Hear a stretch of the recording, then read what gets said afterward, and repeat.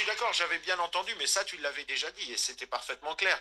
Ce que je voulais, moi, je ne répondais pas à ce que tu disais. J'ajoutais que même ceux qui sont pas bons, ils sont meilleurs que le Coran. Lui, il est bon parce qu'il utilise toute sa formation occidentale, enfin sa construction, parce que formation, c'est un mot un peu sec, toute sa construction occidentale qui permet en particulier d'être sceptique et de savoir ce que ça veut dire être sceptique, etc. Mais même ceux qui souvent font simplement un peu les avocats et n'ont pas de culture occidentale arrivent à être bien meilleurs que le Coran lui-même quand ils le défendent.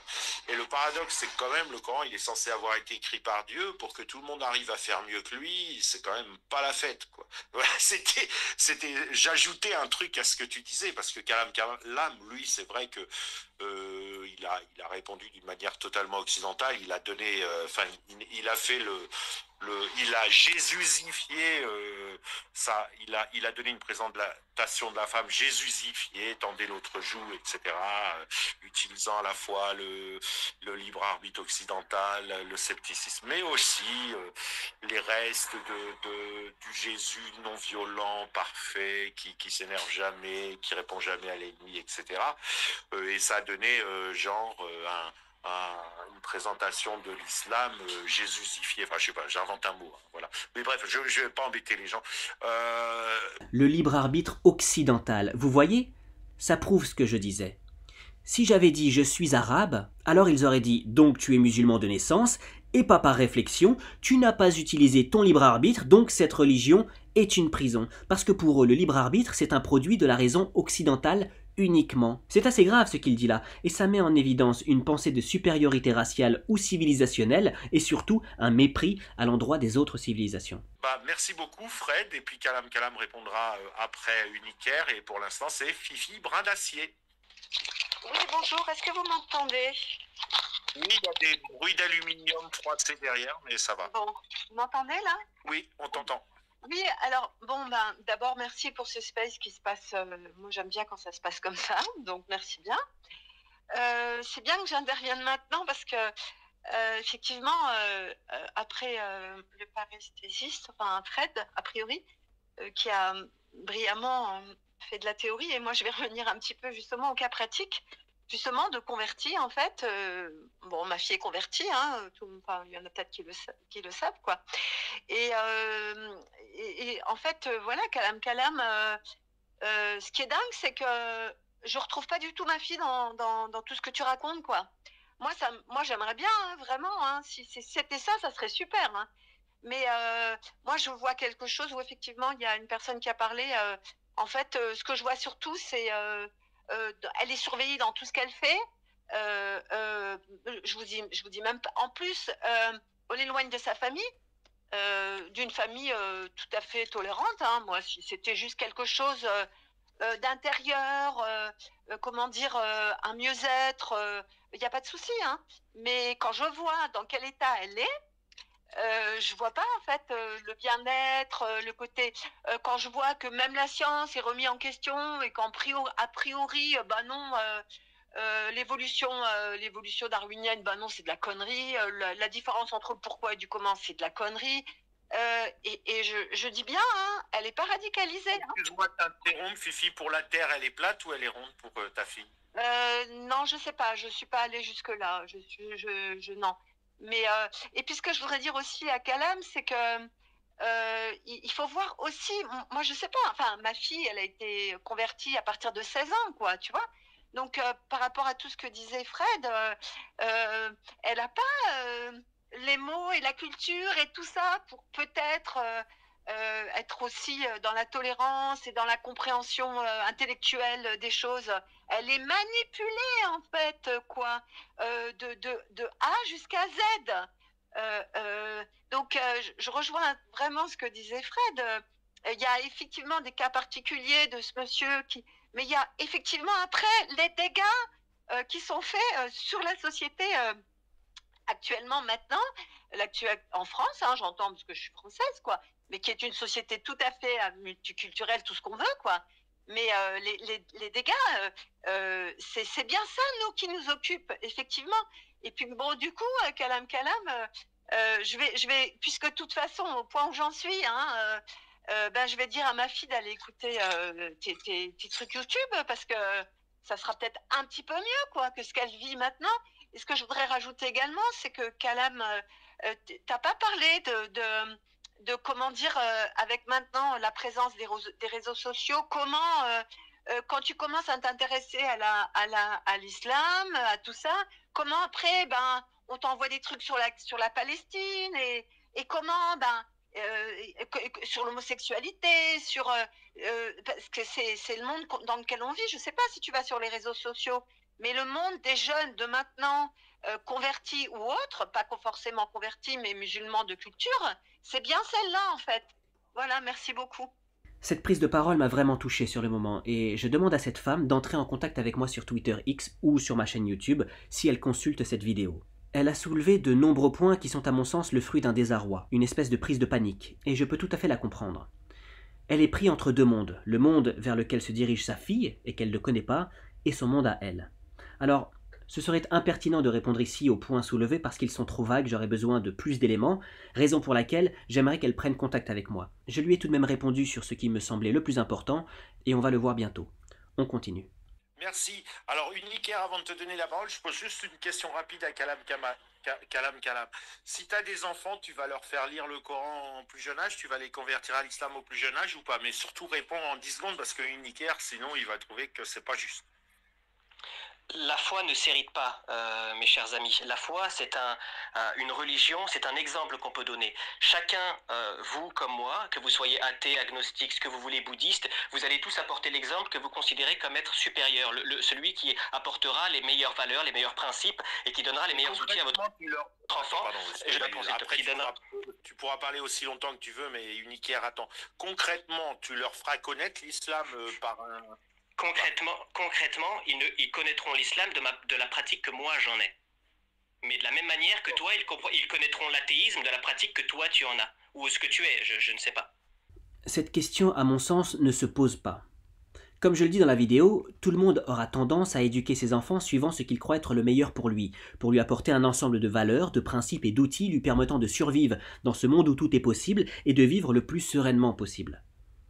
Par ailleurs, j'aimerais que mon enfant soit croyant afin qu'il ait sa place au paradis. Éduquer mon enfant en dehors de l'islam, pour un croyant aussi convaincu que moi, ça reviendrait à mettre mon enfant dans une voiture, qui représente la vie, le lancer à toute vitesse contre un mur, qui représente la mort, sans lui demander de porter une ceinture de sécurité, qui représente l'islam, et qui pourrait lui garantir d'être sauvé. Eux, ils ne le font pas parce qu'ils disent « il n'y a pas de mur ». Vas-y mon fils, roule vite, roule aussi vite que tu veux, au bout de cette route, il n'y a pas de mur. Mais nous, musulmans, nous disons, celui qui a construit la route nous a avertis en chemin. Il nous a dit prudence, au bout de cette route, il y a un mur. Et nous le croyons. Donc nous portons notre ceinture de sécurité. Et nous aimerions que nos enfants en fassent autant. Donc on va leur expliquer le temps qu'il faudra, pourquoi il faut qu'ils portent une ceinture de sécurité, comment il faut la porter, etc. Ensuite, ils choisiront pour eux-mêmes quand ils seront dans leur propre voiture. On continue. D'accord, merci. Vas-y, Unicaire. Sana, je suis désolé, mais j'aimerais bien que Calam réponde à Le Paré. À celui qui a parlé juste avant Fifi.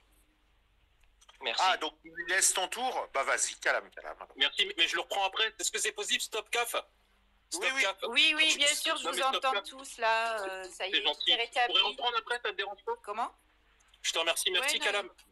Merci Paré, merci Calam. Merci à toi. Donc, qui a eu cette intervention à propos de moi il y a quelques tours, puisque j'aimerais lui adresser ma parole?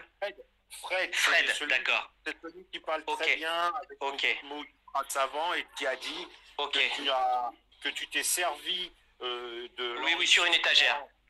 Voilà. Très bien. Fred, effectivement, tu as dit beaucoup de choses avec des mots très savants pour parler de quelque chose que tu ne connais absolument pas, à savoir moi. Je me garderais bien de faire ton profil psychologique sur la simple base d'une prise de parole, parce qu'elle aurait tendance à démontrer que je serais capable de tirer des conclusions bien trop hâtives, ce qui rendrait à construire un château sur un banc de sable. Et par prolongement, si tu es aussi rapide...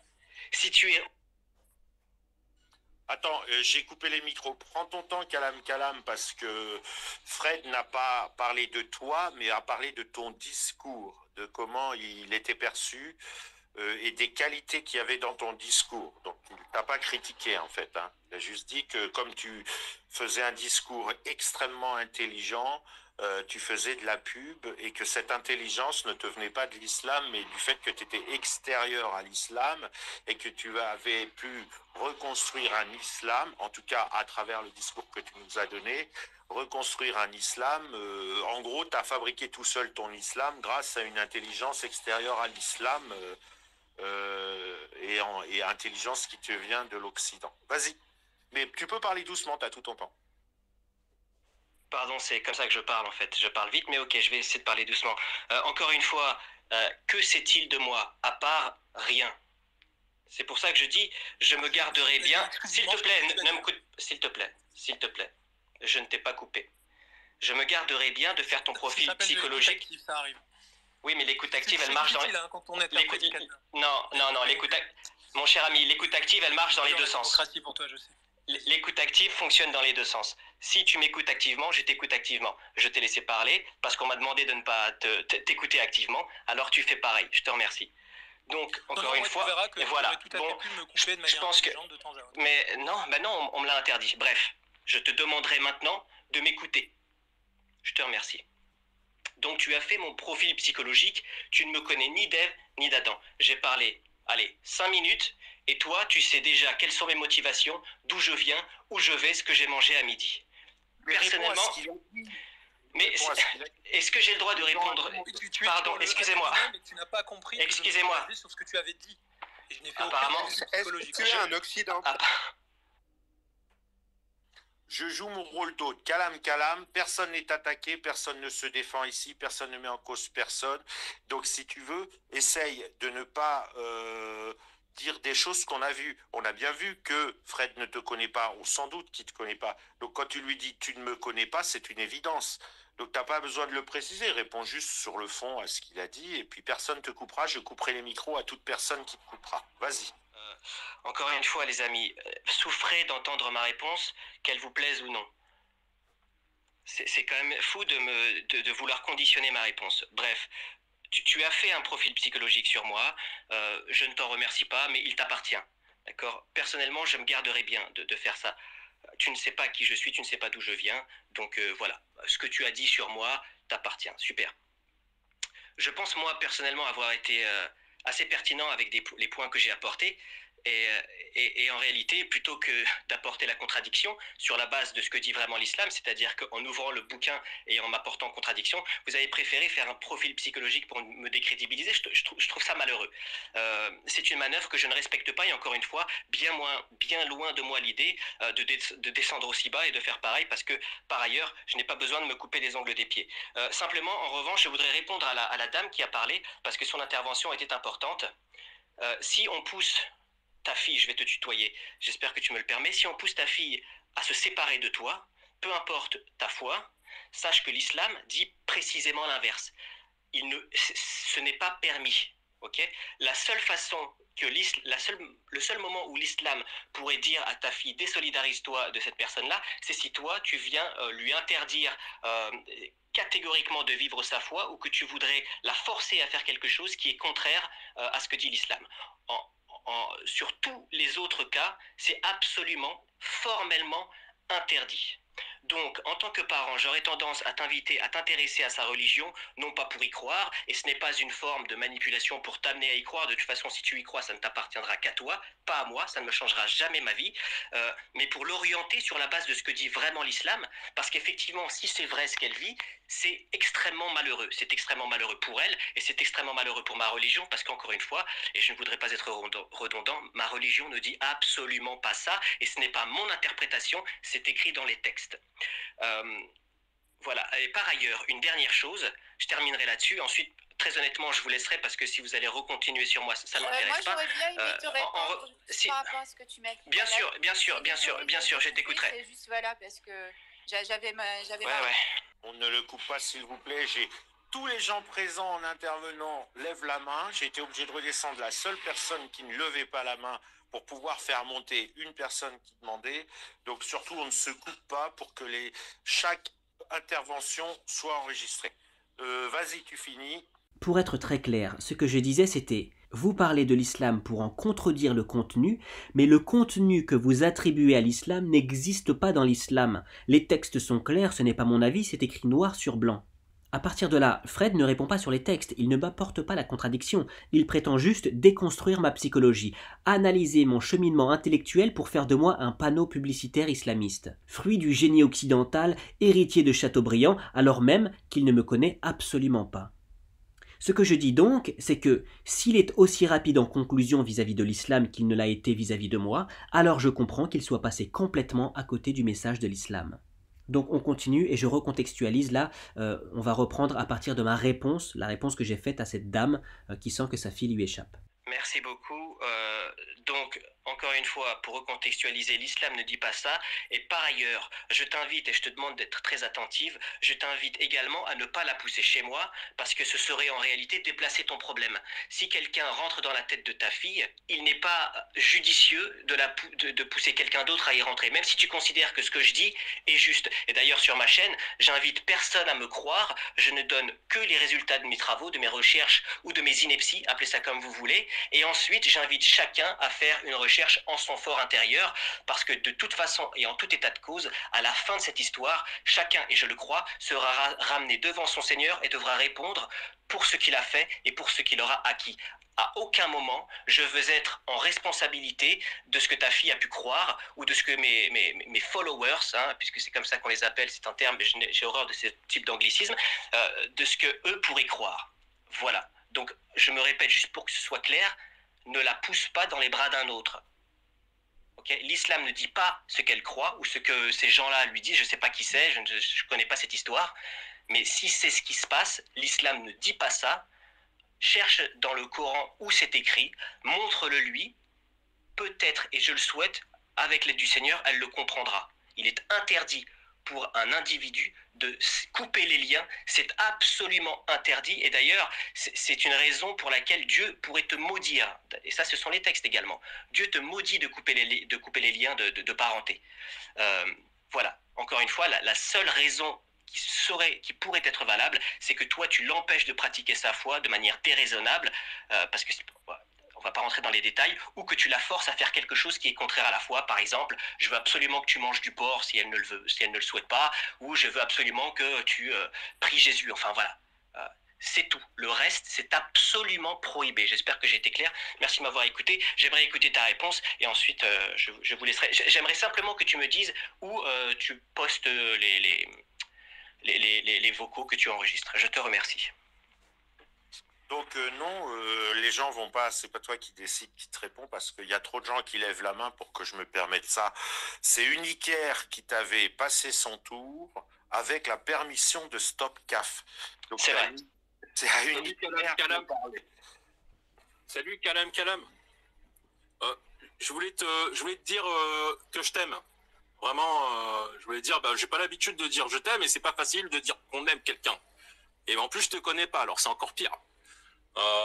Mais voilà, en fait, il y a un truc, c'est que moi, quand je t'écoute, j'ai envie de me convertir à l'islam. Et c'est vraiment super génial. Vraiment, en plus, t'es quelqu'un qui parle vraiment très bien, et j'aimerais bien pouvoir avoir le même niveau que toi, les mêmes dictions.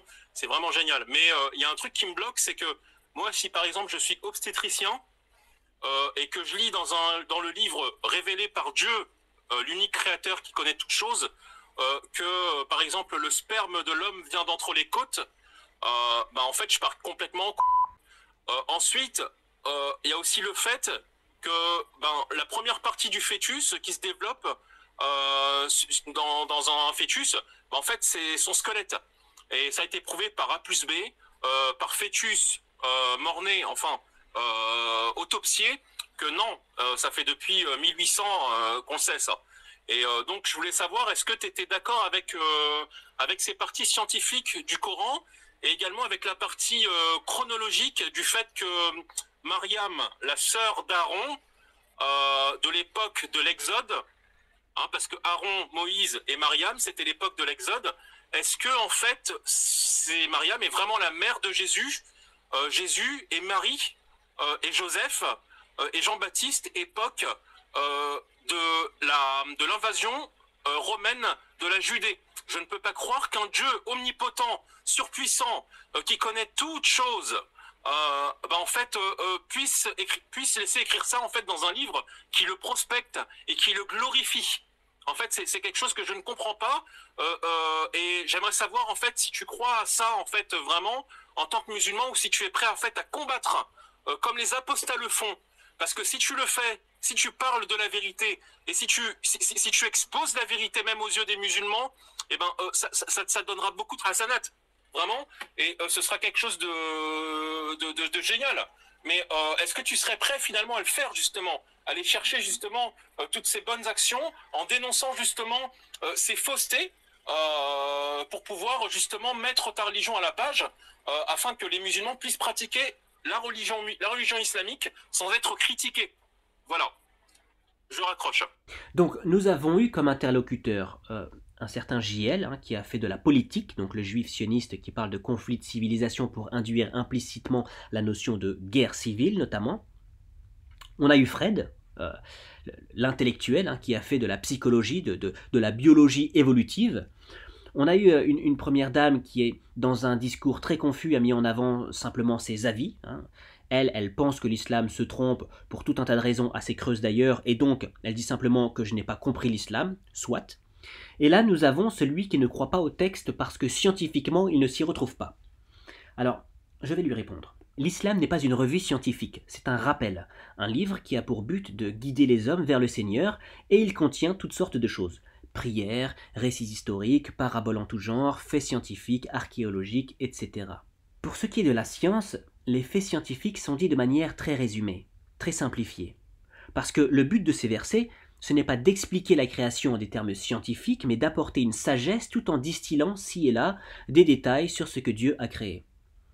Et la science est en constante évolution, et ce qui est vrai aujourd'hui peut être faux demain, d'ailleurs, je tiens à le rappeler. Mais considérer que parce que nous croyons de la science aujourd'hui, ou ce que nous en savons à l'heure actuelle contredit le Coran sur des détails aussi précis que la création de l'embryon, c'est extrêmement périlleux. Là, en l'occurrence, ce monsieur s'arrête sur les termes os et chair. Mais de quel os parlons-nous et de quelle chair parlons-nous dans le Coran ? Le premier os qui se forme, ou qui commence à se former, c'est le basi occipital, qui débute vers la 11e semaine de développement. Peut-on parler de chair à ce moment-là ? C'est là que réside le problème de ce monsieur, visiblement, vis-à-vis de ce que dit le Coran. Il faut savoir qu'avant que les os soient des os, ils sont des cartilages. Donc, dans ce processus, la séquence d'événements est la suivante.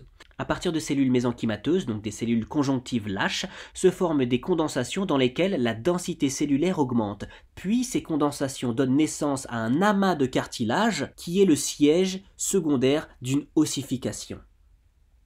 Donc Allah parle d'os parce que le cartilage est voué à être un os, en tout cas je le crois, et il lui paraît plus juste d'utiliser le terme os que cartilage, mais s'il avait dit cartilage, on aurait vu des gens dire non, on a surtout des os, etc. Ils auraient remis en cause l'utilisation du terme cartilage. Bon, je pense avoir répondu à ça. Pour ce qui est de Mariam, qu'Allah l'agrée, je ne comprends pas bien son point de vue, d'autant que, si je ne m'abuse, il fait surtout référence à la Bible, mais en tout état de cause, je crois dur comme fer en la naissance miraculeuse de Jésus, oui bien évidemment, parce que je crois en Dieu, et qu'à partir de là, je crois que Dieu est capable de tout. D'ailleurs, je crois en un Dieu qui, pour créer un univers aussi incroyable, aussi ordonné, aussi merveilleux, plein de miracles, il lui a suffi de dire « soit », et cet univers a été. Donc si Dieu, en un mot, peut créer un univers comme celui-ci, je pense qu'il peut tout à fait créer un être humain de la manière qu'il lui sied. On continue. Merci. Alors, il ne peut pas te répondre tout de suite parce que sinon, les gens risquent d'attendre 1 heure. Je précise que Kalam, il n'a pas répondu du tout à Fred. Il a plutôt confirmé ce que Fred a dit. Alors, je ne sais pas s'il avait bien compris ce que Fred a dit, voulait dire. En tout cas, pour moi, il n'y a pas eu d'opposition. Il a répondu à Fifi Brin d'Acier, ça très clairement, mais il a confirmé tout ce qu'il a dit, n'ont fait que confirmer ce que Fred a donné comme diagnostic de son discours. Alors, si ça part sur des bisbilles sur le Coran, donc moi je suis pas d'accord du tout avec ce qu'il a dit concernant le Coran, ce qu'il a répondu à Fifi Brin d'Acier, et je connais le Coran par cœur, et surtout je voudrais l'informer qu'ici il y a pas mal de gens qui ont lu le Coran. Je sais pas si c'est moi qui connais le mieux, mais en tout cas, on n'est pas non plus, voilà, on n'est pas non plus totalement ignorant. On l'a lu ou au moins lu beaucoup de sourates, Kalam Kalam. Donc on va pas. Moi, je suis très content que tu sois enregistré, mais un certain nombre de gens, et puis de toute façon le Coran est en ligne, on peut le lire, il est traduit en français. Enfin voilà. Vas-y, stop, Caf. Il connaît le Coran par cœur, il a lu beaucoup de sourates. Je te félicite, mais il ne me répond toujours pas sur le texte.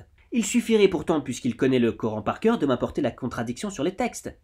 Mais ils en sont incapables. Parce que ce que je dis est inattaquable. Je ne fais que dire ce que les textes disent. On continue. Pardon, oui, je voulais m'excuser, je ne voulais pas le couper, c'est juste comme j'ai eu des soucis techniques et que j'ai dû revenir, voilà, je l'ai coupé, je m'en excuse.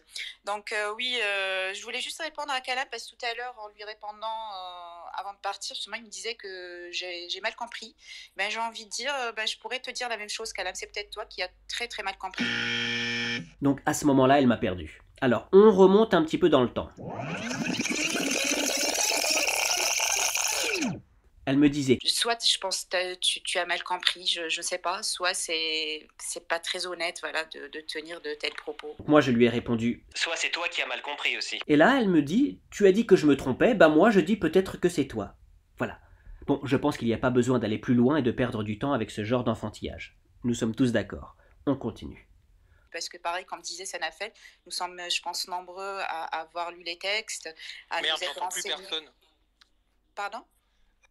Sana, je suis obligé de relancer Twitter. Tu m'entends ou pas, là ? Justement, je voulais t'entendre, c'est pour ça que je me suis permis de couper. Tu sais, j'ai le bug sélectif, donc je sors et je remonte tout de suite pour pouvoir t'entendre. Ok, pas de souci. Mais c'est plus moi qui parle, c'est Stop Caf.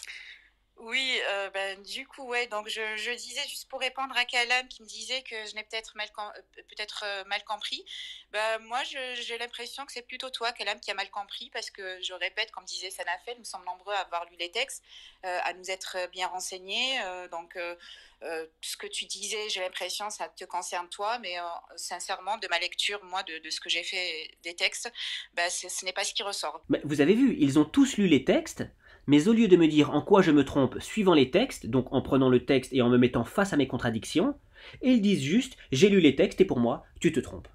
Ce n'est pas un argument. Voilà, on continue. Aussi, pour rester juste dans le factuel, par exemple, quand tu t'adressais à la dame en lui disant oui, ta fille, il faut garder les liens et tout. Peut-être, j'ai envie de dire pourquoi pas. Peut-être que l'islam, il dit ça quand les gens rentrent dans l'islam, quand les gens se convertissent à l'islam. Cependant, lorsque c'est l'inverse, il n'en est pas de même. Je m'explique, c'est-à-dire que tout le monde sait que lorsque quelqu'un naît dans une famille musulmane, il est de facto musulman. Donc après, voilà, cette histoire aussi du libre arbitre et tout ça, elle n'existe pas. Puisqu'un musulman, en fait, il est de naissance. Il y a les convertis, mais il y a aussi les musulmans de naissance. Et lorsque ces musulmans de naissance, à qui on nous demande pas finalement leur avis, il n'y a pas le baptême à l'âge adulte. Je peux t'interrompre une seconde parce que ça risque de prêter à confusion ce que tu dis. Du point de vue des musulmans, autant pour moi. Ils accusent leur nouveau-né d'être musulman. Tout à fait, du point de vue ils accusent aussi les Indiens d'Amérique d'être musulmans. Mais en fait, être musulman, on est musulman si et seulement si on croit que Dieu a dicté le Coran. Et l'auteur du Coran l'a vérifié. Oui, mais sur ça, merci au fait de faire la précision. C'est tellement clair. En fait, c'est limpide dans mon esprit. Mais effectivement, peut-être pour les gens qui ne connaissent pas, ils peuvent faire cette confusion. Donc, bien sûr, je démarre du point de vue du musulman, d'une famille musulmane, voilà, qui s'inspire des textes du Coran. Un nouveau-né, voilà, est de facto musulman. Donc là, cette dame montre simplement qu'en fait, elle ne connaît pas du tout le fait religieux. Un juif qui naît dans une famille juive va être éduqué selon les valeurs juives, comme les athées, les bouddhistes, les hindous, les musulmans. C'est partout pareil, c'est pareil pour tout le monde. Mais la foi ne s'hérite pas. Vous ne pouvez pas transmettre votre foi, sinon Cham, le fils de Nuh, Noé, alayhi salam, serait mort croyant.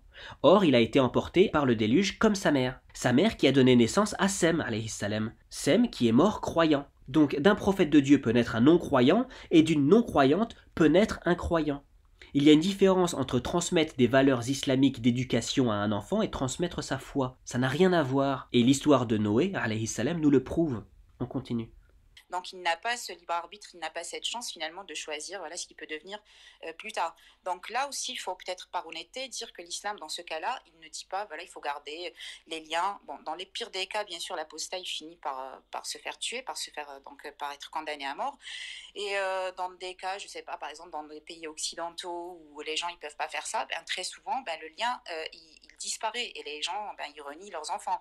Donc voilà, je voulais juste souligner ça parce que c'est vrai que quand j'entends Kalam dire oui, l'islam dit de garder les liens et tout, oui, c'est un peu comme toutes les sectes, quand les gens rentrent dans la secte, on leur dit oui, montrez une belle image auprès de vos proches, mais quand c'est l'inverse, quand les gens souhaitent quitter les sectes, ben là c'est un petit peu compliqué. Et donc voilà, il faut avoir l'honnêteté quand même de mettre le point sur ça. Pour le reste, j'ai oublié, donc je vais arrêter là. Merci. Donc, vous voyez, son discours est complètement délirant. Elle oppose des choses qui n'ont rien à voir les unes avec les autres. L'apostasie avec l'idée de ne pas rompre les liens de parenté, enfin, ça n'a rien à voir. Cette dame-là n'est pas en capacité de formuler un raisonnement cohérent et je m'interroge sur le fait que personne ne l'ait reprise en lui disant que ce qu'elle disait n'avait absolument aucun sens. Et ça me permet donc de parler de cet autre interlocuteur qu'on peut retrouver parfois en débat. Celui qui ne produit pas de raisonnement sensé. Il est presque impossible de parler avec eux parce que la conversation n'a aucune substance solide. Comme si je demandais à quelqu'un 2 plus 2 égale et qu'il me répondait 2 plus 2 égale bleu. Pour moi, ce sont eux les plus compliqués avec lesquels parler parce que, comme leur raisonnement est totalement instable, on ne peut rien construire de logique. C'est comme essayer de faire un équilibre à la surface d'un lac. C'est absolument impossible. On continue. Merci. Alors, une précision, parce que c'est passé inaperçu, il a dit, sauf si ta mère te demande de manger du porc. Il aurait pu rajouter ou t'interdit de prier. C'est passé comme une lettre à la poste, mais en fait, c'est particulièrement significatif. Hein. C'est... Voilà. Oui. Pardon, oui, j'avais pas souligné ça, mais c'est vrai que je l'avais, oui, parce que le porc, on sait très bien, voilà, que c'est ce qui revient tout le temps, c'est un peu le marqueur, j'ai envie de dire, donc oui, je l'avais remarqué aussi. Mais merci Sanafel de le rappeler. Donc là, pour ceux qui ont suivi, il dit il a parlé de manger du porc, il aurait pu dire interdire de prier, que sais-je. Or, j'ai précisément dit que tu la forces à faire quelque chose qui est contraire à la foi. Par exemple, je veux absolument que tu manges du porc si elle ne le souhaite pas, ou je veux absolument que tu pries Jésus. Enfin voilà. Je donnais des exemples comme ça du haut de ma tête, et plutôt que de comprendre le sens que j'ai voulu donner, il s'est arrêté sur l'exemple que j'ai donné. Et me reproche d'ailleurs de ne pas avoir parlé d'un autre exemple alors que c'est précisément ce que j'ai fait. Mais on peut se questionner. Serait-ce normal de forcer quelqu'un à manger du porc si cette personne ne le souhaite pas? Cette question ne leur a pas effleuré l'esprit et ils se font ainsi les complices de ceux qui prétendraient forcer leurs enfants croyants à manger du porc contre les principes de la religion qu'ils se seraient choisis eux-mêmes. Ça met en évidence le fait qu'ils n'entendent que ce qu'ils veulent entendre et qu'ils ne défendent pas le droit d'une personne à s'autodéterminer et à choisir pour elle-même, mais plutôt leur civilisation. Si ce que tu choisis pour toi ne fait pas partie de leur civilisation, ils ne te soutiendront pas. Kalam, juste une question, t'es sunnite ou t'es pas sunnite? Le sunnisme, le chiisme, ce que vous voulez, ce sont des courants de pensée. Je ne suis ni l'un ni l'autre. Pour moi, il y a une seule voie droite, c'est l'islam. Tout le reste, c'est de l'égarement. Un musulman ne peut se revendiquer que musulman. À partir du moment où il se revendique sunnite, c'est en opposition aux chiites et donc il crée en ce sens une dissension entre les musulmans et de ce fait, il se retrouve dans ce qu'on appelle vulgairement la secte. Merci. Alors, je ne sais plus, mais je vais donner la parole à des gens qui n'ont jamais parlé. Je crois que JL, il me fait un signe de la main comme quoi il veut dire quelque chose de manière urgente. Alors, vas-y, JL. Mais oui, toujours très urgent. Merci, Sanafel. Alors, juste, je vais répéter ma question. Si tu peux la garder quelque part, Kalam, je te la repose. Est-ce que tu te revendiques comme un descendant du peuple de Chateaubriand ou de Mohamed? Et selon cette question-là, est-ce que tu es un converti ou est-ce que tu es né dans l'islam? Non, il l'a dit qu'il était converti. Il l'a dit, il a répondu déjà, il a expliqué son parcours. Alors, je n'ai pas dit que j'étais un converti. J'ai dit que j'avais accepté l'islam. Je pense qu'ils ne font pas la différence. Donc, je vais en parler. Le converti passe d'une foi à une autre. Il convertit sa foi, comme on convertit une monnaie, de l'euro au dollar. Moi, j'ai accepté l'islam. Je suis passé de rien à l'islam. Et vous comprenez, les mots ont un sens, et je les trouve bien trop détendus, bien trop approximatifs. Ceci explique peut-être cela. On continue. Je crois que c'est Christophe qui a jamais parlé. Bonsoir à tous. Bonsoir Sanafel. Bonsoir, Kalam Kalam. Je viens d'entendre que Kalam Kalam se réclame ni sunnite ni chiite. Alors, je suis très très étonné parce que en France, quand on parle d'islam, en fait, donc il y a deux courants principaux effectivement, sunnites et chiites. Et dans les chiites, il n'y en a pas en France. Hein. C'est microscopique. Donc, il n'y a que des sunnites. Et dans le courant sunnite, il y a 4 écoles juridiques qui ont été fondées entre le 7e siècle et le 10e siècle, et dont la jurisprudence, les écrits par dizaines de volumes ont été stabilisés il y a 10 siècles, enfin au 10e siècle plutôt, et où il n'y a pas de possibilité d'interprétation autre que ce qui a été écrit à cette époque. Ces 4 courants juridiques se nomment Malikite, Chaféite, Hanafite et Hanbalite. Quand on parle d'islam en France, on parle de ça. On ne parle pas d'autre chose. On ne parle pas des sectes microscopiques qui n'ont pas de représentation. Et donc, je voulais savoir si Kalam Kalam se réfère à une tradition ancienne de l'islam ou s'il a inventé son propre islam et qu'il est en train de porter sa propre secte, lui-même tout seul qu'il a inventé. Parce que c'est important de savoir si on peut se référer à des textes d'exégètes qui ont fait des écrits il y a longtemps, parce que c'est comme ça que fonctionne l'islam, ou si c'est uniquement on lit le Coran et puis on l'interprète au doigt mouillé.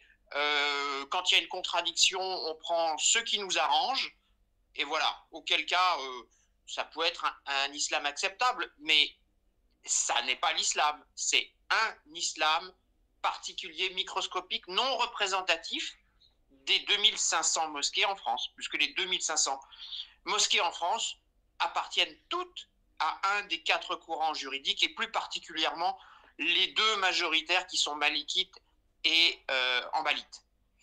Voilà, si Kalam pouvait répondre quand ça sera son tour. Merci à tous. Merci. Alors, je crois que, bon, entre Fred et Ribas, je crois que c'était Ribas qui avait levé la main en premier, sauf si le fait que Fred était descendu lui avait fait baisser la main. Je ne sais plus s'il levait la main avant de descendre. Moi, c'est très court. Je voulais simplement demander à Kalam s'il était d'origine occidentale ou vraiment français de souche, même si aujourd'hui, on n'a pas tellement le droit de dire ça. Je vais laisser la parole à Fred, puisque c'est ce que je voulais reprendre. Je pense qu'il n'a absolument pas compris ce qu'a dit Fred, c'est-à-dire que Kalam Kalam est en fait un argument pour la civilisation occidentale et chrétienne, c'est-à-dire que tout son discours, toute son approche intellectuelle de l'islam, fait sentir son origine occidentale et l'influence qu'il a reçue du christianisme, qui est, comme je l'ai dit tout à l'heure, la religion de la raison. Merci. Alors, puisqu'on en est à faire des paris sur qui est Kalam Kalam, je sors ma fraise. Pardon, Fred, je te prends quelques secondes de ton temps pour dire qu'à sa première intervention, elle était très occidentale, l'objectif. Un peu moins en ce moment, je suis d'accord. Et à la deuxième, il était quand même un peu plus autoritaire, je dirais. Vas-y, Fred. Donc là, Sanafel n'a pas été honnête. J'ai été autoritaire parce que Fred me coupait sans cesse la parole. Quand j'ai répondu à la dame, incohérente, qui me disait que je n'avais pas compris, je lui ai dit que peut-être c'était elle qui n'avait pas compris. Et vous remarquerez que j'ai été coupé immédiatement. Il a désactivé mon micro. Or, quand je voulais répondre à Fred, et que ce dernier m'a coupé à plusieurs reprises, son micro n'a pas été coupé. Donc j'ai dû m'imposer et me faire respecter. Lui avait pris un temps de parole assez long d'ailleurs, sans la moindre coupure. Je n'ai pas eu droit au même traitement de sa part. Me reprocher de m'être défendu est malhonnête, pour le coup. Et c'est un petit peu la même chose ce qui se passe en Palestine. Voyez, la Palestine est occupée, et quand les Palestiniens se défendent, on leur reproche de s'être défendus. Oui, j'ai pas grand-chose à dire, en fait. Je voulais faire un constat, c'est que... drôle de mise en abîme, en fait. Je vais me régaler à écouter le replay, parce que lorsque j'ai un tout petit peu titillé... je crois en étant en plus plutôt respectueux de son intelligence, le camarade, l'intervenant Kalam Kalam, j'ai dit que son principal levier, hein, pour nous disrupter, c'était de nous dire que nous ne savions rien. Alors, moralité, il prend la parole, et c'est le premier truc qu'il dit. Tu parles sans savoir. Et juste après, il rentre dans la fameuse riposte victimaire, consistant à me présenter comme cet odieux personnage qui aurait fait de la psychologie, oubliant que dans toute conversation, lorsqu'on se présente, qu'on parle de son propre parcours... Alors là, il a vraisemblablement eu une déconnexion. Plus de batterie peut-être, que sais-je. Toujours est-il que je n'ai fait que souligner la réalité. J'ai parlé d'islam, il a parlé de moi, comme s'il était en mesure de juger ce que je suis si rapidement. Et ça, ce serait de la victimisation. Je me donnerais le rôle de victime par ruse. Ces gens-là ne supportent pas qu'on leur mette le nez dans leur incohérence. Il a fait un profil psychologique de moi. Il sait comment j'ai choisi la religion, ce qui m'a permis de le faire et à qui cela profite. Sa prise de parole n'a que très peu d'intérêt pour moi. Je ne débat pas sur la base des avis des autres sur ce que je pourrais être et pourquoi. Parce que le fin mot d'une telle conversation serait l'opposition de son avis contre le mien. Je pourrais lui dire « Non, tu te trompes », il me répondrait « Je ne crois pas me tromper ». Je lui dirais « Je me connais mieux que tu ne me connais toi ». Il dirait sans doute « Je suis objectif parce que je t'observe de l'extérieur ». Je dirais à cela « Tu m'as observé 5 minutes, je m'observe depuis des décennies ». Et qu'est-ce que ça apporterait au débat ? Absolument rien. Donc je ne rentre pas dans ce genre de débat, d'autant que là-dessus, il est semble-t-il un professionnel. C'est son domaine de compétence. Mais ça n'a rien à voir avec la question religieuse. Moi, ce qui m'intéresse, c'est le texte, et le texte est extérieur à lui, et il est extérieur à moi. Ça, on peut en parler, mais il n'en parle pas. On continue. Bah, il est parti. Ah, il avait peut-être plus de batterie. Bah, en attendant, Kalam, vas-y, réponds parce que tu es en position d'accusé. Je vais essayer de retrouver Fred. Merci. Il est en train de me faire un café. Merci. Alors, à propos de Fred, j'ai tout à fait compris ce qu'il avait dit, les amis, d'accord? J'ai bien compris, mais moi, ce qu'il en ressort, c'est qu'il a fait un espèce de profil psychologique Est-ce que tu es occidental? Je vais vous répondre. Il a fait un espèce de profil psychologique et une mise en abîme de ce que je suis et de comment j'ai orienté ma compréhension et ma recherche de la religion. De répondre à la question, est-ce que tu es occidental? S'il vous plaît, arrêtez de me couper, les gars. Ah, mais oui, mais c'est simple la question. Elle est simple, ma question. Oui, mais c'est un interrogatoire. Si, mais je t'ai dit que j'allais y répondre. C'est un interrogatoire ou pas, là? Non, mais après, vous me dites que je... Alors, j'ai coupé les micros, on le laisse parler, l'important étant effectivement, comme tu dis, c'est un interrogatoire sympa, hein, c'est cool. Mais à la fin de ton discours, on aimerait bien savoir effectivement les réponses aux questions qu'on t'a posées parce que c'est intéressant, ça, on s'intéresse à toi. Mais on le coupe pas, s'il vous plaît, merci. Merci. Vous inquiétez pas, je vais vous répondre. Mon intervention ne prendra pas 15 plombes. Où en étais-je? Donc voilà, j'ai tout à fait compris ce qu'il avait dit. Voilà. Je n'ai pas répondu sur la forme de pourquoi, comment j'ai orienté ma recherche, parce que il me semble que ce n'est pas intéressant. Maintenant, si vous voulez qu'on en parle, on pourra en parler. Mais voilà, moi j'avais apporté des points, et sur ces points-là, on ne m'a pas répondu. Voilà, on a fait mon profil psychologique, et d'ailleurs, JL l'a fait aussi. Bon, c'est pas grave. Et c'est pas si important que ça. Alors, par rapport à ce que vous disiez, j'ai pas dit d'ailleurs que vous ne comprenez rien à l'islam, bien loin de moi cette idée. J'ai dit que vous basiez, j'étais assez surpris d'entendre des gens qui souvent basaient leurs avis sur l'islam sur la base de choses que l'islam ne dit pas. Je dis pas que vous ne savez rien, certainement vous savez peut-être même plus que moi, mais de ce que moi j'entends, quand on me dit 72 vierges, l'islam ne dit pas ça, c'est contenu dans l'islam. Il s'est contenu dans les hadiths, qui étaient des paroles rapportées, et elles sont reconnues comme faibles. À partir du moment où elles sont reconnues comme faibles, personne n'y croit. Si vous me dites que tous les musulmans y croient, pour moi, il y a un problème. Voilà, vous basez votre avis sur quelque chose qui est trop léger, à mon sens. Hein. Alors pour vous répondre maintenant, je me revendique comme le résultat d'une multitude d'influences, dont Chateaubriand, Baudelaire, Serge Gainsbourg, je sais pas moi, Jimi Hendrix... Lao Tzu et le prophète Mohammed, que la paix soit sur lui. Pour savoir qui je suis le fruit d'un mix assez conséquent, voilà, dont les plus grosses parties sont français, arméniens et kabyles. J'ai j'ai plus que ça, mais voilà, ce sont les plus grosses influences. Enfin, mon ADN est plutôt construit autour de ça. Je rappelle que j'ai grandi dans un foyer qui ne faisait aucunement mention de la religion. Moi, j'ai commencé à m'y intéresser aux alentours de 28-29 ans, mais vraiment par rapport à l'actualité, juste pour comprendre. Et puis, j'ai accepté l'islam, grâce à Dieu, à l'âge de 33 ans. Pour revenir sur les écoles sont des courants de pensée d'interprétation juridique notamment, mais ça ne veut pas dire que moi je suis hanbalite. Je vais suivre peut-être l'école hanbalite, mais je suis musulman. Je vais m'intéresser à la sunna et je vais lui je vais lui donner une importance. Et donc je vais dire je suis sunnite. Ce n'est pas ce que je dis, hein. Je dis voilà comment il me semble que les gens réagissent. Je suis sunnite dans le sens oui, j'apporte une importance à la sunna.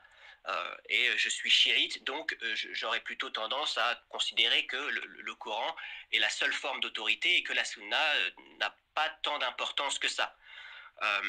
Or, moi, il me semble qu'elle en a, parce que précisément pour la famille, par exemple, dont on parlait tout à l'heure, le prophète a dit, et c'est une parole rapportée dans le recueil de hadith al-Bukhari, qui est donc des hadiths qui sont véridiques, disons. Le prophète a dit « Ne rentrera pas au paradis une personne qui coupe les liens de parenté ». Voilà. Donc il ne s'agit pas juste de quelque chose de séduisant au départ, quand tu rentres dans une secte et puis que finalement on te dit non c'est bon, désolidarise-toi de ta famille. C'est absolument faux, c'est pas comme ça que ça se passe. Si tu te désolidarises de ta famille, si tu coupes les liens de parenté, tu ne rentreras pas au paradis. Voilà, ça ce n'est pas moi qui le dis, encore une fois. Vous reprenez la phrase « Ne rentre pas dans le paradis une personne qui coupe les liens de parenté ». Vous écrivez ça dans Google, et puis vous trouverez le hadith en question. Voilà. Et par rapport aux Hanbalites, Malikites, les écoles de jurisprudence, en fait, je vais élargir un petit peu le propos, mais c'est comme si vous me dites « Je suis démocrate ». Oui, mais tu es de gauche, tu es de droite, tu es centriste, tu es ce que tu veux. Mais tu es démocrate.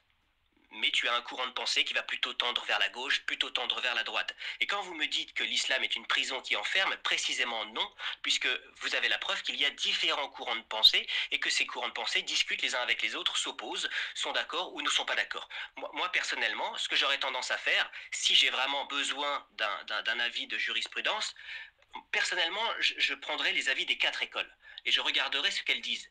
Et en fonction de ce qu'elles disent, je comprendrai peut-être ce qui est plutôt dans mon intérêt. Et il s'agit, moi j'irai faire ça dans le cadre d'un problème qui est posé et pour lequel je n'ai pas de réponse. Voilà. Il y a des gens qui vouent leur vie à l'étude des textes et qui en connaissent certainement, même largement plus que moi. Et donc voilà, j'aurais tendance à, si je n'ai pas d'avis personnel et qu'il faut que je prenne une décision, à leur demander qu'est-ce que tu penses toi, qu'est-ce que tu penses toi, qu'est-ce que tu penses toi, et toi qu'est-ce que tu penses, et puis de tout ça, qu'est-ce qu'il en ressort? Eh bien écoutez, en mon fort intérieur, je vais prendre plutôt cette décision. Voilà. Merci, c'est bon, on a compris. Ça n'a fait... Et sur Myriam? Alors là, j'avais fini, mais on me coupe encore. Et vous voyez, ça les ennuie énormément qu'on produise une pensée logique et équilibrée.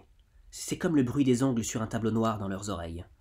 Alors je tiens tout de même à préciser quelque chose, parce que je n'ai pas bien exprimé ma pensée. Ce que je voulais dire, c'est que des 4 écoles, je vais déjà choisir ce qu'elles ont toutes en commun. Si j'ai un problème juridique, je vais prendre les avis des 4 écoles et je les suivrai là où elles se rejoignent, si elles se rejoignent quelque part. Malheureusement, en débat, parfois vous perdez votre cheminement de pensée et vous êtes moins pertinent. Pour le reste, ma méthodologie serait d'étudier les 4 écoles et de choisir ensuite celle qui se rapproche le plus de ce que je perçois de l'islam, mais le point important que je soulève, à propos du sunnisme, du chiisme, etc., c'est que le musulman, si on lui pose la question « Qui es-tu ?», il n'a qu'une seule réponse à donner « Je suis musulman, rien d'autre ». Le prophète, alayhi salatu wassalam, n'était pas sunnite, ni malikite, ni chiite, il était musulman, et Allah dit que les croyants sont musulmans, rien d'autre, et que la religion qu'il agrée, c'est l'islam, rien d'autre. Et ça pour moi c'est capital. Et ranger les musulmans dans des cases différentes, c'est de fait scinder la communauté en plusieurs parties et c'est formellement interdit en islam. La communauté doit rester unie autour des valeurs qui lui sont communes. Merci. Alors, comme je suis l'hôte, je vais égoïste. Alors après, c'est Fred qui a la parole parce qu'il a été descendu par un incident de batterie ou autre. Donc, Kalam, je veux juste te poser une question très très courte. Boukhari 69-22, tu viens d'évoquer Boukhari, donc tu apparais un musulman plus classique qu'on pensait lors de ton premier discours. J'apparais comme un musulman plus classique que ce qu'il pensait au début, vous avez vu? Encore une fois, malhonnêteté de sa part. Pourquoi? Parce que, puisque je m'intéresse au texte, j'utilisais un hadith pour mettre en évidence que ce que la dame disait sur le fait que l'islam fonctionnerait comme une secte et donc impliquerait ensuite, une fois que tu es dedans, de te séparer de ta famille au regard de Fifi Brindacier et de sa fille. Donc je prends les textes, je prouve par les textes que ce qu'elle dit est faux. Et ce serait de ma faute. Curieux. Kalam, je veux juste te poser une question très très courte. Boukhari 69-22 dit « Tuer ceux qui quittent l'islam ». Est-ce que tu es d'accord avec ça? Est-ce que tu nous dis que ça s'applique en pays musulman, mais que tu es d'accord pour que ça s'applique en pays musulman, ou est-ce que tu n'es pas d'accord avec ça? Merci. Pour ouvrir le micro, il y a un petit décalage. Ah oui, c'est vrai, j'oublie à chaque fois. Attends, tu as dit Boukhari 69-22. Tuer ceux qui quittent l'islam. 69-22. Salut Sana, je peux lui demander un truc, j'en ai pour 2 secondes.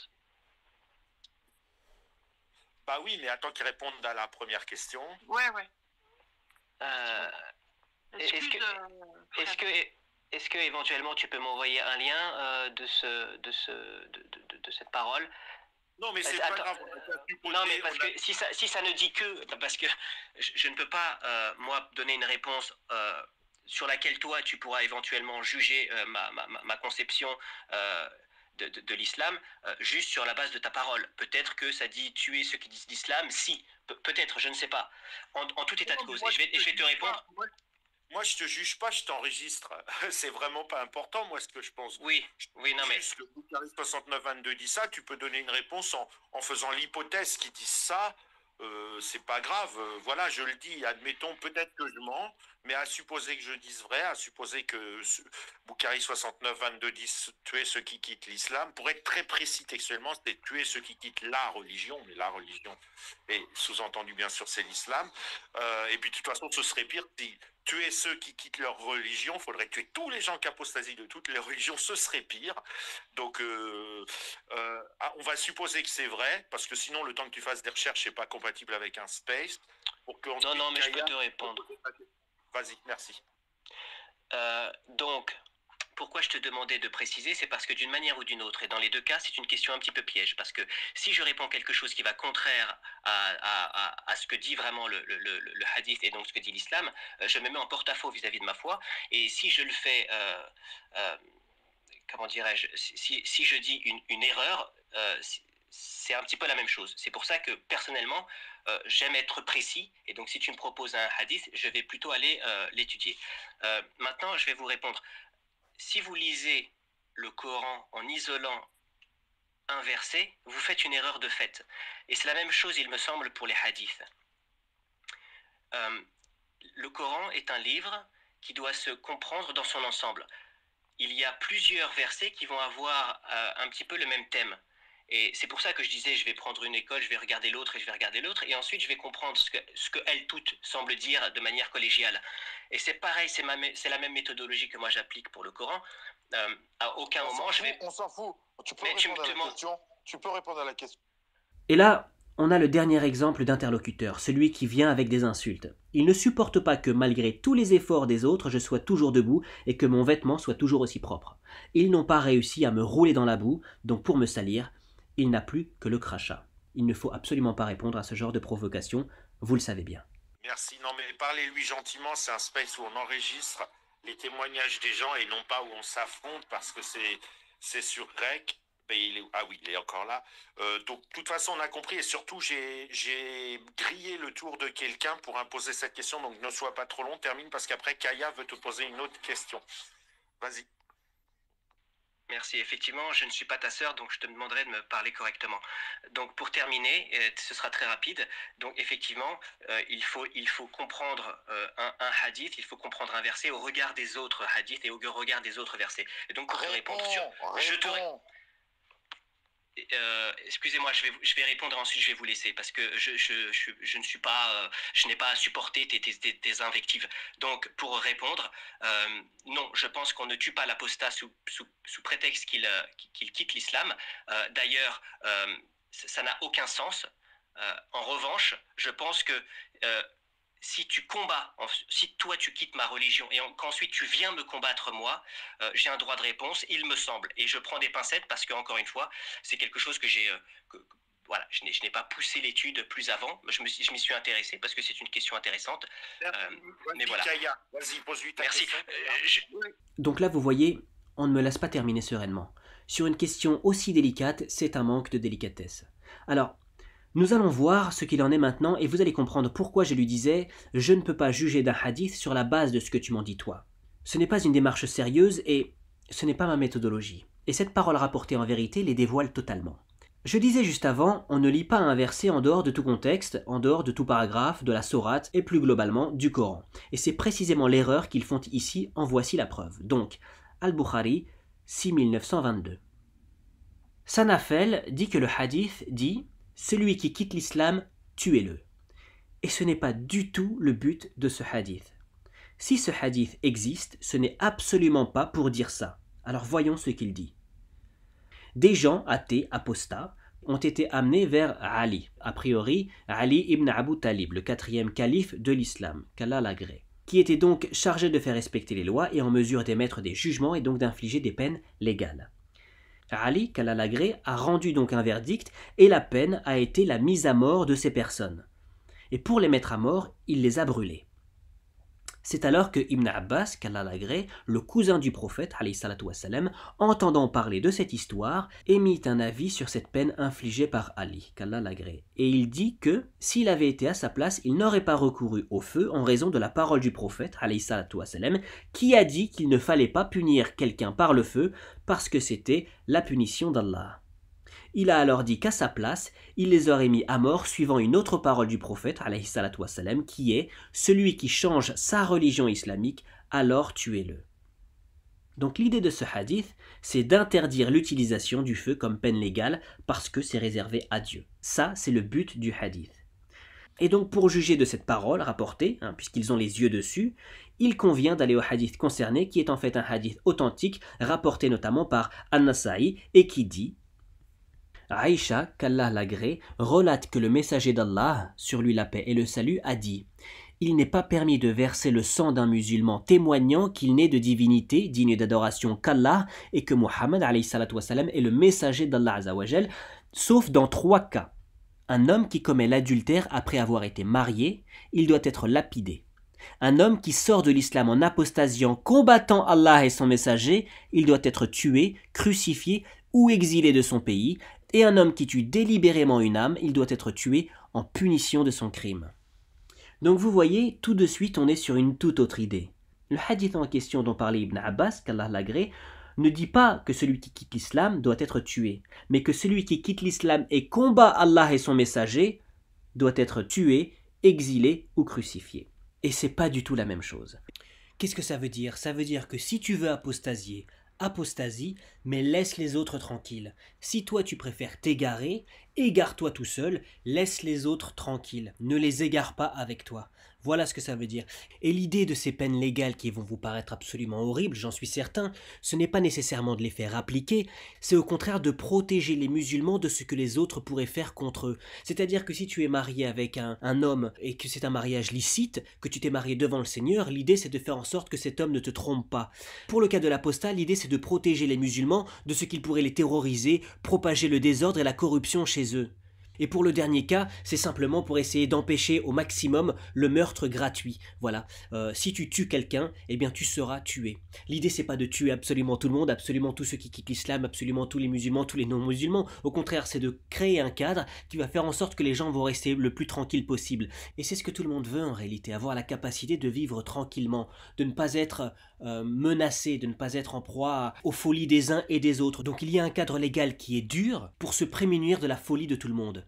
Et d'ailleurs, ces hommes qui se présentent comme terroristes et qui tueraient de manière arbitraire un petit peu n'importe qui d'ailleurs, parce qu'ils tuent autant des musulmans que des non-musulmans, eh bien, la solution, elle est très simple. Nous avons en notre possession des hadiths qui devraient nous permettre de les éliminer très facilement. Parce que oui, moi je vous le dis, celui qui est prêt à se faire exploser et à exploser tout le monde autour de lui, pour moi, il ne mérite pas de rester en vie, il est trop dangereux pour la société, que ce soit pour la société musulmane ou pour la société non musulmane. Alors, dans la société non musulmane, on décide de lui garantir des droits, grand bien vous fasse, mais ensuite ne vous étonnez pas que les fous continuent de nous perturber comme ça. Moi personnellement, je ne suis pas pour qu'on protège les droits de ces gens-là qui ne reconnaissent pas les droits des autres. Donc voilà, nous avons à notre disposition des outils qui pourraient nous permettre de nous prémunir contre ce genre de zinzin, mais nous ne les utilisons pas. Ils disent qu'ils sont musulmans, ils font des choses contraires à ce que dit l'islam, recevons-les avec les lois de l'islam. Vous allez voir, ça va être réglé très rapidement. Et à un moment donné, les amis, il va bien falloir se rendre compte que ce monde-là ne fonctionne pas.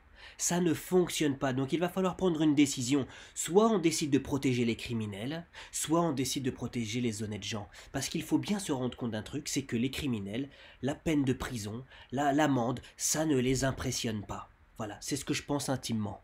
Et Allah dit dans le Coran, c'est dans le talion que vous aurez la préservation de la vie. Ô vous doués d'intelligence, ainsi atteindrez-vous la piété. Maintenant, voici ce que j'ai à dire. Ces gens-là utilisent des hadiths et quelques versets du Coran sans chercher à en comprendre le sens, étant absolument certains de savoir de quoi ils parlent pour dire vos textes disent ça, donc les terroristes ne font ce qu'ils font que parce qu'ils sont en droit de le faire au regard de vos textes. Or, le problème qui se pose, c'est que eux comme les terroristes, si tant est que les terroristes soient vraiment musulmans, ce que je ne crois pas le moins du monde d'ailleurs, eux comme les terroristes ont exactement la même lecture partielle et partiale des textes islamiques. Vous êtes en vérité, et je vous le dis, les deux faces d'une même pièce. Vous avez la même lecture foireuse parce que vous ne lisez pas pour comprendre, mais bel et bien pour vous conforter dans l'idée que ce que vous pensez est justifié. Maintenant, pour en finir avec ce hadith 69-22, quand on en comprend le sens, c'est-à-dire après avoir investigué 5 minutes, on comprend que visiblement ces apostats ont combattu les musulmans après avoir quitté la religion de l'islam et que donc ils ont subi une peine légale. On continue et on va terminer parce que je pense que j'ai tout dit, mais vous allez voir, le monsieur qui m'insultait a encore quelques insultes à lancer et c'est significatif de ce qu'il est. Et ensuite, je vous invite à écouter ma conclusion. Vite fait, désolé de griller tout le monde comme ça. En fait, j'ai bondi quand tu as donné tes origines. Tu es conscient qu'en fait, tu as choisi une religion qui a massacré les Arméniens et les Kabyles. C'est waouh! Vas-y, réponds vite fait parce qu'il y a plein de gens qui attendent. D'accord. Alors, la religion n'a pas massacré... Peut-être il aime se la prendre dans le... Ah, vous voyez, ça c'est un aveu de faiblesse. Tes arguments sont à la hauteur de ton intelligence, mon cher ami, et je ne te... Non, mais on va gagner du temps. Le Kabyle, si tu le réinterromps, bah, tu te retrouveras en auditeur, et puis voilà. Vas-y, réponds, mais rapidement, parce qu'il y a plein de gens qui attendent. Je vais répondre rapidement. Nous avons tous des arguments qui sont à la hauteur de notre intelligence et tu viens de le prouver. Pour ce qui est de la question des Kabyles ou des Arméniens, encore une fois, je ne pense pas que l'islam ait tué les Kabyles. En revanche, je pense qu'il peut y avoir des affrontements de politiques, ceci, cela, et peut-être que les Kabyles ont décidé d'affronter l'islam. C'est tout à fait possible. À partir du moment où il y a affrontement, où il y a guerre, il y a des morts. Je ne juge pas les actes des hommes, je me place bien au-dessus. Chacun répondra de ses actes. Personnellement, je me concentre sur le texte, sur ce qui m'intéresse, sur la foi. Le reste, l'histoire, tu sais, l'histoire, le sang a coulé partout, tout le monde a fait couler le sang. Les croyants, les non-croyants. Je vais juste vous dire au revoir parce que ça prend une tournure où je me fais insulter. Je n'ai pas envie de ça. Merci beaucoup de m'avoir reçu. C'est que j'ai pas pu couper les micros à temps, hein, c'est pas ça. Dis-moi simplement où je pourrais récupérer ce vocal, s'il te plaît. Normalement sur mon compte s'il saute pas. Parfait. Si et j'espère pas un raid islamiste, tu l'as, faut que tu t'abonnes par contre. Je vais m'abonner. Merci beaucoup à tous ceux qui ont été corrects et respectables avec moi. C'était un plaisir de parler avec vous. Je vous souhaite de passer une bonne fin de journée. Au revoir. Et également, Kalam, il pourra écouter dans le replay. Et je vais me permettre une petite remarque. Vous avez remarqué la différence c'est à Fred de parler après parce qu'il a été coupé. Vous avez remarqué qu'il est bien adhérent de l'islam d'une manière assez, charnelle parce qu'il pratique bien la loi du taillon. Il prend une vanne, il en envoie une. Ça, mesquinerie totale. Si je me défends, c'est à cause de l'islam. Donc avant l'islam, j'aurais laissé les gens m'insulter et me piétiner dans la plus pure tradition occidentale, chrétienne, j'imagine. Laissez-moi rire. En vérité, l'islam m'a apporté beaucoup de recul. Avant l'islam, j'étais considérablement plus virulent. Voilà, donc toi qui écoutes, je te laisse juger qui d'entre tous, eux ou moi, a été le plus cohérent, le plus juste, le plus représentatif de ce que pourrait éventuellement être la vérité. Je te laisse maintenant faire tes propres recherches. Et pour conclure, j'aimerais dire à mes interlocuteurs de la vidéo que si nous sommes tous les descendants de Chateaubriand, alors vous n'en êtes pas dignes et vous l'avez prouvé. Si nous sommes bien les héritiers du génie français, vous avez prouvé que vous n'en aviez pas reçu le mode d'emploi. Parce que le plus important dans tout ça, c'est l'intégrité intellectuelle. L'intellectuel va dans le fond des choses, il ne reste pas en surface. Il s'interdit les raccourcis et s'impose l'exigence. Le génie français tel que je le conçois se fout de ce qu'il pense ou de ce qu'il croit. Ce qui l'intéresse, c'est la vérité uniquement, et il est prêt à l'accepter où qu'elle se trouve. Vous disiez que j'étais en fait la démonstration de l'efficacité de la civilisation occidentale ? Merci. Je vous dis moi que vous êtes le contre-exemple. Preuve qu'elle n'est pas si exempte de défaillance d'ailleurs. Et je me demande si finalement, ce qu'il manque à cette civilisation occidentale, ce n'est pas précisément ce que l'islam peut lui apporter. Vous avez fait des raccourcis, de l'apeuprisme et des procès d'intention. Vous avez substitué vos opinions subjectives aux textes vérifiables, le charlatanisme à l'intégrité, le mensonge à la vérité. Tout ce que ma religion m'interdit de faire, vous l'avez fait. Et finalement, si je suis une publicité ambulante pour l'islamisme, vous êtes en vérité les meilleurs VRP de l'islam, non pas parce que vous en faites la publicité, mais parce que vous arrivez à dégoûter de l'Occident quiconque se penche sur la question sérieusement. Les gens ne vont pas vers l'islam parce qu'ils sont idiots, ils vont vers l'islam parce qu'ils sont en recherche de valeurs stables et fiables dans un monde d'ultralibéralisme marchand qui n'a absolument aucune valeur. Sa seule valeur, c'est le dollar, et les gens ont compris, ou ils finiront par comprendre que remplir son intérieur de toutes sortes de choses, de vêtements, d'accessoires, d'argent et d'or, ne saurait en rien combler le vide abyssal que ce monde est en train de creuser en eux. L'avenir ne vous appartient pas, et vous êtes tellement incapable de vous rendre compte que c'est vous, occidentaux, qui effritez le sol sur lequel vous marchez, que votre seule excuse, votre seul tour de passe-passe consiste à jeter votre responsabilité sur le dos des autres. Alors moi je vous le dis, puisque je suis peut-être le nouveau prophète, comme le disait Fred, je vous le dis en toute vérité, vous êtes des aveugles qui prétendez interdire aux autres de faire usage de leurs yeux, ainsi serions-nous tous égaux devant le mur du monde de demain qui nous arrive en pleine figure. Mais l'avenir est à l'islam, l'avenir est à la raison, la vraie, l'avenir est à la vérité. Et Allah dit dans le très noble Coran, sourate 17, versets 81 à 84, et je cite, « Et dit, la vérité est venue, et l'erreur a disparu, car l'erreur est destinée à disparaître. Nous faisons descendre du Coran ce qui est une guérison et une miséricorde pour les croyants. Cependant, cela ne fait qu'accroître la perdition des injustes. Et quand nous couvrons l'homme de bienfaits, il se détourne et se replie sur lui-même. Et quand un mal le touche, le voilà profondément désespéré. Dit, chacun agit selon sa méthode, et votre Seigneur connaît mieux qui suit la meilleure voie. »